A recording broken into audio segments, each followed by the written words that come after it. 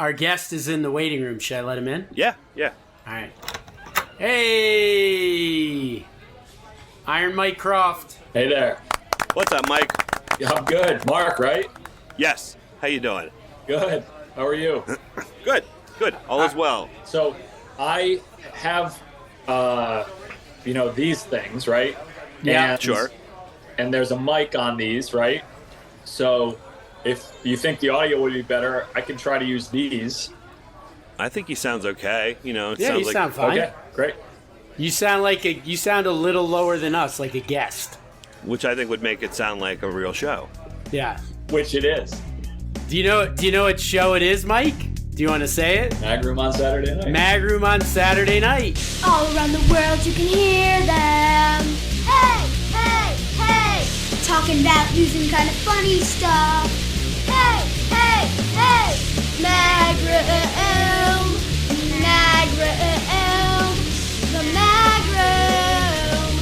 The Mag Room.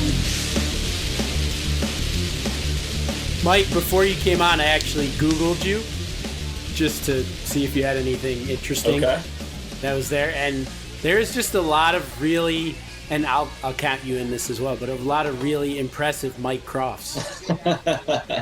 For Mike, his Croft Lab, Michael Croft, PhD, and his team focus on a number of molecules that are members of the tumor necrosis factor. I don't even know what that is. Yeah, no, I talked to that guy at our convention this year. It was in Santa Fe. The Mike Crofts get together every year. Like a bunch of other PhDs, IMDb page, list of books by author Michael Croft. Yeah. The Fish Bum's Guide to Catching Larger Trout, an illustrated manual on stillwater tactics. We have and the title keeps we have going. a book That's club a of way Mike too long Crofts title. reading Mike Crofts books. It's very meta. Have you seen that Sisk that's in the news, Jared? The one that murdered his parents and brother and sister? I didn't look at it. It's not Jared Sisk though, is it? Mason Sisk. Every 2 weeks I'll put the name Sisk in there to see if anything good has happened that I can talk about with you. And it's the guy's getting his sentencing as of like 5 days ago. I think he got sentenced. All right. You're not allowed to kill your parents and your siblings. Yes, good. Well, we actually give I know you're not a regular listener, Mike, but we give a public service announcement at the end of every episode to not kill your wife. That's pretty heavy. Michelle and I were listening to an episode once, and I had never, she doesn't listen a lot, and it said that at the end with no context, and I was like, I wonder what she's thinking right now that we just said, remember, don't kill your wife. Okay. Yep. What do you think of that as a public service message, Mike? You can't be against it, right? You'd sound like an asshole if you said, no, I think that's a bad one. So it's therefore a good one, right? No, I don't think so. It just doesn't need to be said? You think it's just like goes without saying that you shouldn't kill your wife? We don't need to say it at the end of every episode? Is that what you're thinking? I don't know. There's not a lot of PSAs advising people against capital crimes. Why? Maybe there should be. Would there be less capital crimes if there were more things that said? No, because, the story was the guy was on Family Feud, and he joked about killing his wife. No. And then killed and then a few years later, his wife was murdered by him. No way. So maybe our PSA should be don't joke about killing your wife?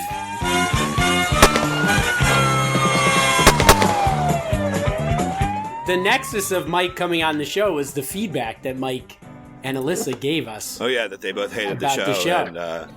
And, my feedback was that I thought the strengths of the show were the letters, like the advice column stuff. Dear Mukas? Yeah.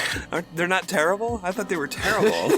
No, they're great. I give terrible advice. And then the news, the commentary on news articles. I got some heavy stories this week. You said tonight's show is going to be a historical episode. I thought that was pretty interesting. History. Well, Mike was a history teacher. So it's not historic. Wait, you said was. Well, he's an assistant principal. Vice principal? What's the title?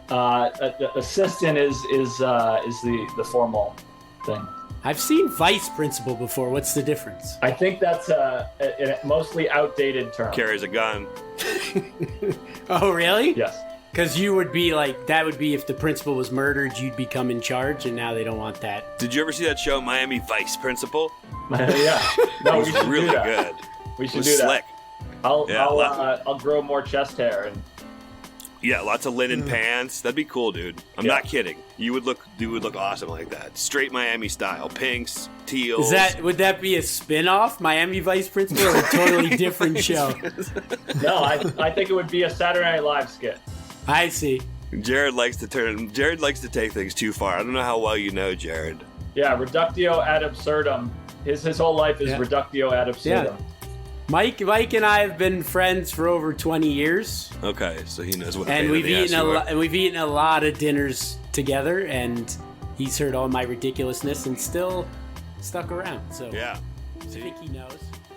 And then the third thing that I have, the artifact for the show, is my son's the book that he just got for his freshman. Holy smokes! Grade history book. They still use those kind of textbooks for history? He does. He's been reading it, and it is. Let me tell you how many pages it is. I've been reading it too. I've been reading about Genghis Khan all week. Okay. It's so you're gonna be ready for our history stories. Totally. It's 1,300 pages long. Holy smokes! What year is it from? It seems like brand new. Wow. What grade is it for? 9th grade. It's a 9th grade history textbook? Yes. So they'll do all of that 1,300 pages in 9th grade. I expect that they will. This is copyright 2018. Wow. So it has all the new world history. All the new world.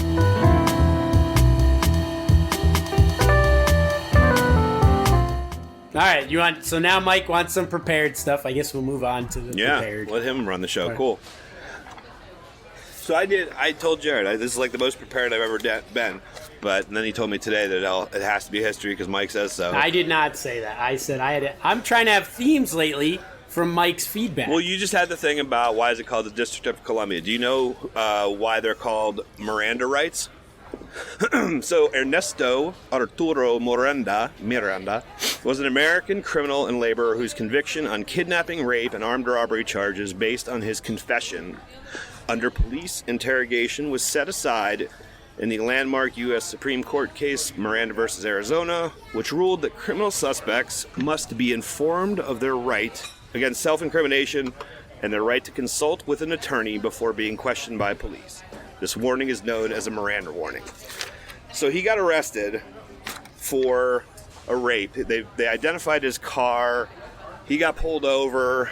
On Monday, March 13th, 1963, Miranda's truck was spotted and license plates recognized by the brother of an 18-year-old kidnapping and rape victim, Lois Ann Jameson. So the cops pulled him over, did a police lineup. After the lineup, when Miranda, I just thought this was funny, asked how he did. I don't know, is that what you would say to a cop? Like, how'd I do? In the lineup? Yeah. Did I look cool? Nice. The police implied that he was positively identified, at which point he was placed under arrest, brought into the interrogation room. After 2 hours of interrogation, he had handwritten a confession to the kidnapping and rape. So he confessed, right? So he goes to jail. Sure. His lawyer takes it to the Supreme Court because under the circumstances of this case, where a police investigation is no longer a general inquiry into an unsolved crime but has begun to focus on a particular suspect, that's when you have to be told that you have the right to an attorney. And he was never told that he had the right to an attorney. He wrote this confession without ever consulting with one. So the Supreme Court overruled it, and then it went back and they found him guilty again in the state of Arizona. Ended up getting sentenced to 20 to 30 years for the rape and the murder of this girl. Did 5 years and got out, and he was murdered in a bar, and they never caught the guy who did it. They never caught the guy who murdered Miranda. So what was interesting to me about this was that it's not like they got him. He still had. He was guilty. I guess I thought Miranda rights, whoever Miranda was not guilty of whatever crime he was committed. So he went to jail even though they coerced him into the testimony? So they found him guilty, state of Arizona, but the lawyer said he was never informed that he had the right to have an attorney with him. So they overturned it at the Supreme Court level, but then it went back to the state level, and they found him guilty again. So he did do it. That's what I think is interesting. That the Miranda Isn't that double jeopardy though? You can't be tried twice. I saw that in a movie with Ashley Judd. What a lot of people don't know about that Miranda versus Arizona is that in a concurring opinion, Justice Potter Stewart wrote that Miranda rights are best delivered while smashing the suspect's face into the troop car. I don't understand. So wait, since he got... I thought if you don't get your Miranda rights, you don't go to jail. No. So, all right. So what happens? Exist until Nothing? This case. It's just like you have the right if they don't read them to you. You're right. So his conviction was invalidated. But they get to do it again. Hey, remember we didn't read you our rights. Let's do it this time. Hey, redo. And then I still raped her. Like, oh.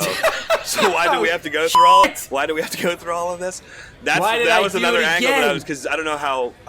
Like I said, Mike, I don't know your relationship with Jared, but Jared is a rules guy. He likes to make rules. He likes to follow rules.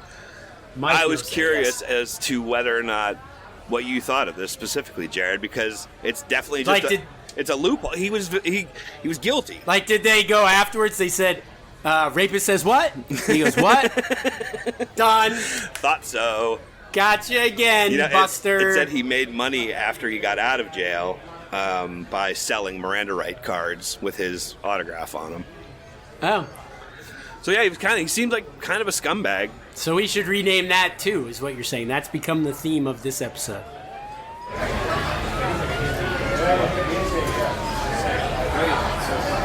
For that, so I'm going to jump into my Sisk stories, my historical. I wrote the theme of today for the Sisk stories is historically awful stuff.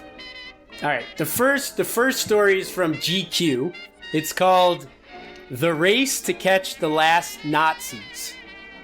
So this is a story that just came out. I was just reading about Operation Paperclip this week. We were both reading about Nazis this week. Yeah, this guy who's a 63-year-old German Nazi hunter who's hired by Germany to do this still. They caught some 96-year-old woman who had processed a bunch of paperwork that killed a bunch of people, all the awful stuff Nazis did. So they were prosecuting a 96-year-old woman for this. For basically being like a receptionist at a Nazi office? Yeah. And she my processed question the paperwork? really is, at this point, is like, is this guy just like hanging on to this job? Like, how is this still... I have no disagreement that the Nazis were awful and that there was some... Sounds like you're pro-Nazi. There was some place just for Nazi hunters. Be. Just let the Nazis be. The Nazi hunters haven't the like, Nazi party suffered probably enough? Up to about, I don't know, 2010. But after that, we're learning a lot about your rules things tonight, Jared. So you get what do you guys feel about that? Did you say 86 or 96? Let's see. How was she a receptionist at age 6 or whatever that would be? Let's where? I should have highlighted this a little better. This is why we have editing. Yeah. You still think the show should be more less produced, Mike? You gotta wait for Jared to read the stories he's brought with him. So she was 91 years old. Irmgard Furchner, that's her name. 2 uniformed cops and a prosecutor showed up at the nursing home, found Furchner in her bed in her room watching television. There were it says, Mike and Molly and the Big Bang Theory. She said she would face trial. She no-showed her first court date and spent 5 nights in a cell. And then when they convicted her, she took a train to Hamburg. She just got on a train. They were getting ready to put her in jail and she just took off. And they caught her. It's really hard, I think, at 91 to escape. Then she died. She died soon after. She was found guilty of 11,387 counts. Of like stamping something that put somebody to death, probably. Yeah. Now, how old was she in 1930 or 1941 or whatever it would have been? I'm blanking on. She was 91 in 2017. So she was born in 26. So I guess she was old enough to stamp stuff. 15 or 16. Okay, yeah, but I mean, was she old enough to like have a conscience about what she's doing? I didn't really understand. I mean, maybe it keeps it in people's mind, right? You're still prosecuting people, so people are like, this thing's bad. Yeah, but they're pretty committed to the "this thing was bad" stuff in Germany, which is good for them. Jared doesn't seem to think so. He was like, That's always been his thing.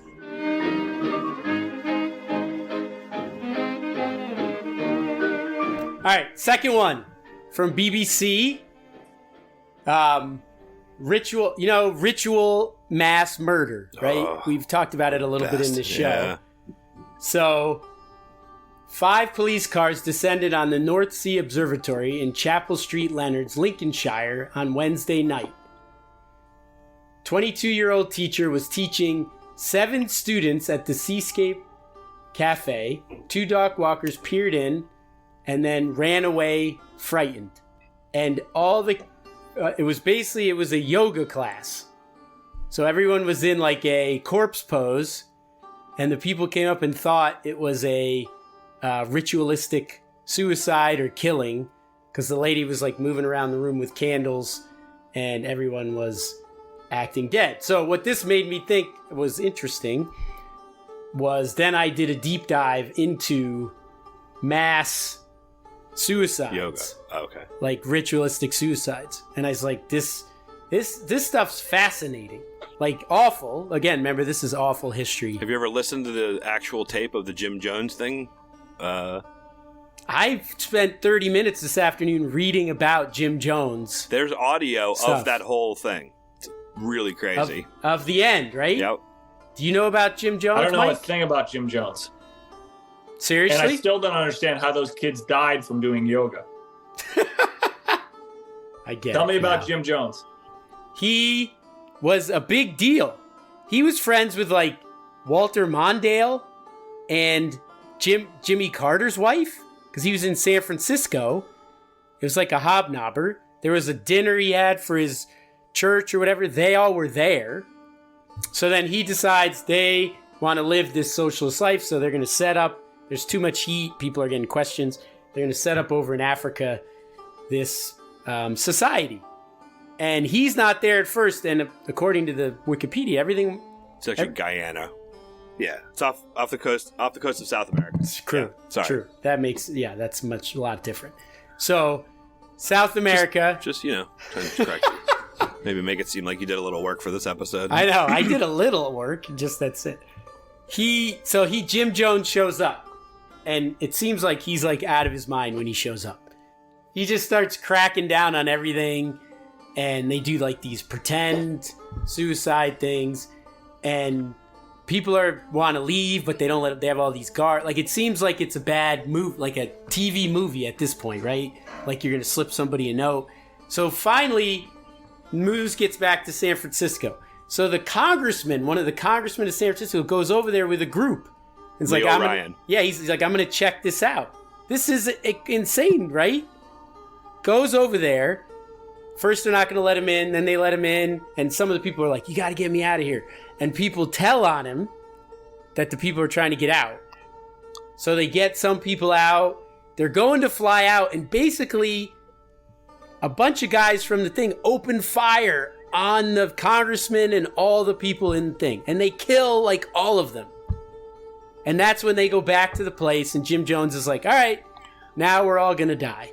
And they make this concoction of... It's not even Kool-Aid. Kool-Aid got such a bad rap. It wasn't Kool-Aid. I forget what it was, but it wasn't Flavor Aid. Flavor Aid. I don't even know what that is.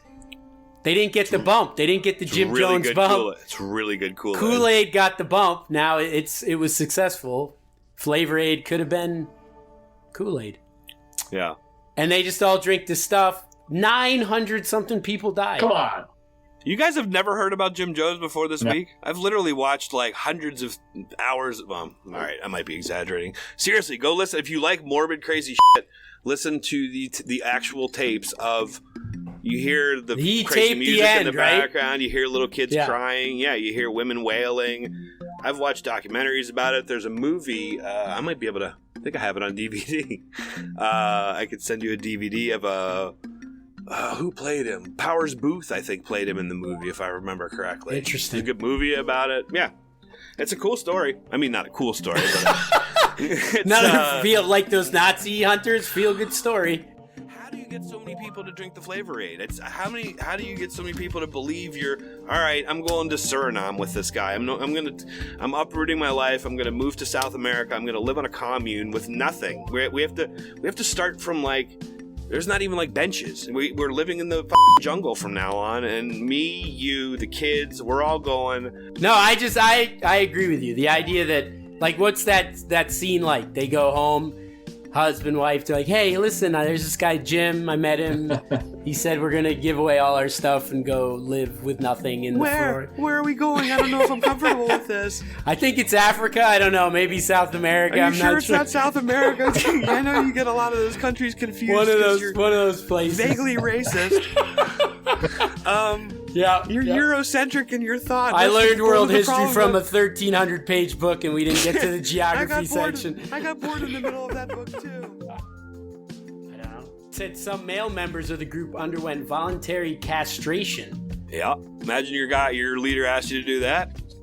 All right, Jared, got a big meeting today. I just want a couple things I want to talk to you about this week in the parish. First things first, I want you to cut your dick off and your balls, or well, I guess it's just your balls, right? Yeah, you still gotta pee. You can't cut off your penis. What would you think about an entire castration episode? Like a live castration going on? Well, that would just screaming. This might be our lowest rated show with just our awful history stories. So we'll see. Maybe we can. Or do they do it surgically? Like, would it be like us hog tying somebody and cutting his balls off, or us going like to a hospital room?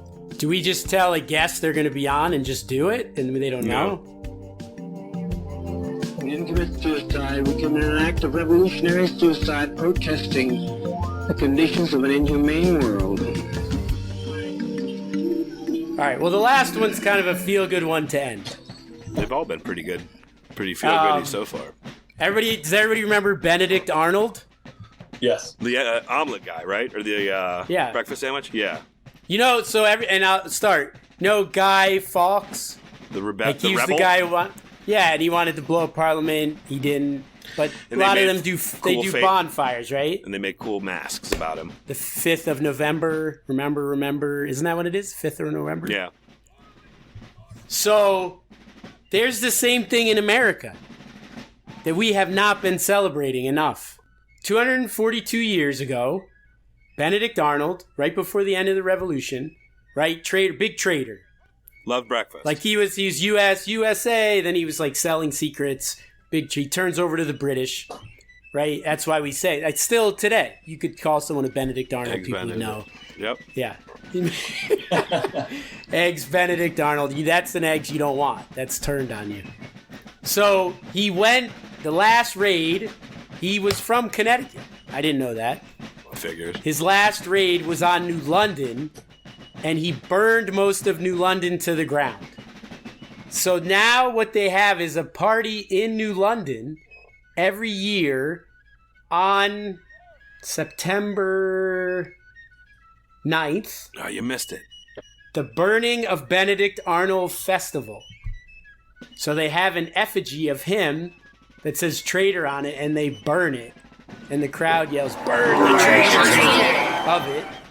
And they said there used to be tons of these festivals all over the U.S. Benedict Arnold specifically? Yes. Really? That burned, I think this is the thing we need to bring back. This is how you exorcise those demons. By burning something in effigy? You have burning festivals. I kind of like the that crowd idea. chants USA while it was happening. So do they light something on fire that looks like Benedict Arnold, like a dummy? Yes. Is it pretty well made, or is it kind of crappy? It's just a piece of wood with a face drawn on it? It's like that story, The Lottery. They pick someone from the town. That'd be cool. Nice, wow. Or like a guy on death row or something. Yeah. It's got 2 faces on it, probably because he was a traitor. Not because of the Batman character. The residents still wanted to celebrate Guy Fawkes Day, but they weren't English, so they created this American version, which I think we all should celebrate. What was Benedict Arnold? Was he like in the government? I mean, I know he was a turncoat, but was he like an official? Was he like a government official? He was a high-ranking Continental Army officer with Washington. Yeah. Yeah, these were widespread and they said until the Civil War, then they kind of died out. And then New London brought it back. I guess they didn't tell the police the first year, and they were less than pleased with the yelling, burning, and musket firing. But they resolved those issues and have now carried on.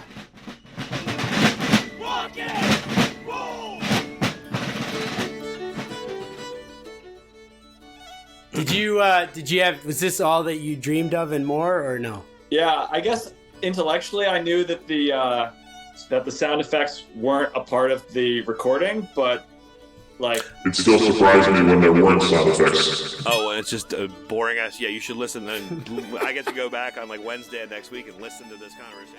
All right, so I should wrap it up then? Are you asking me?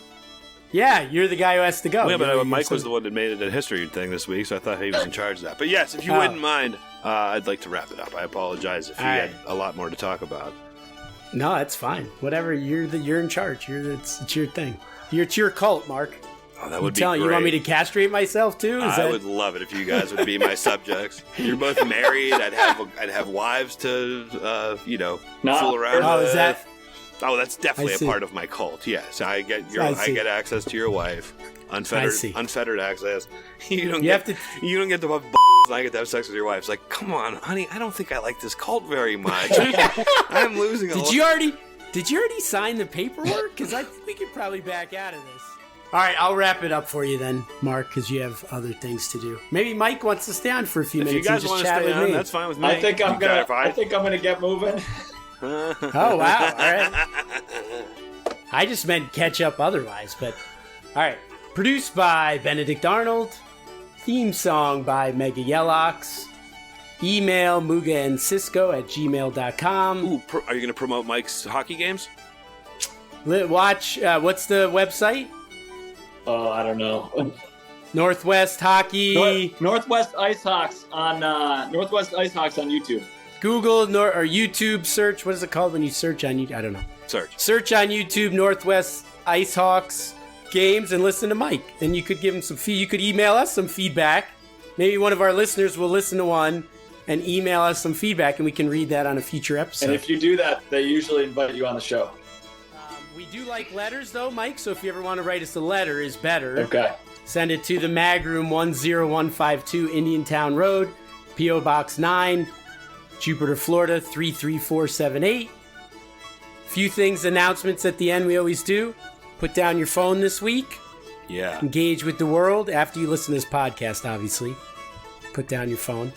Don't kill your wife. Don't ask me to cut my balls off. Don't join anything that asks you to cut your balls off. That'll be our new thing. Remember your Miranda rights. It's actually Miranda. Ramanda rights are totally different. When you go to Africa, remember your Ramanda rights. That's what you'll... It's a Bengali word. You always remember that. And if none of that works... Oh, and thanks for Mike for being on. Thank you, Mike. That was fun. Thanks, guys. And if none of that stuff works, you can always do this. What can you do, Mark? You can stick with the Magroom. With the Magroom. And everything else is cream cheese. Ooh, ooh, I like my groom. I like my groom. Ooh, ooh, my groom is good. My groom is good. Ooh, ooh, I like my groom. I like my groom. Ooh, ooh, my groom is good. My groom is good. The my groom's good. Ooh, ooh, I like my groom. I like my groom. Ooh, ooh, my groom is good. My groom is good. Listen, I'll cut off my balls, but I'm not cutting off my penis, all right? That's always been his thing. Irmgard Furchner. Irmgard Furchner. Irmgard Furchner. Irmgard Furchner.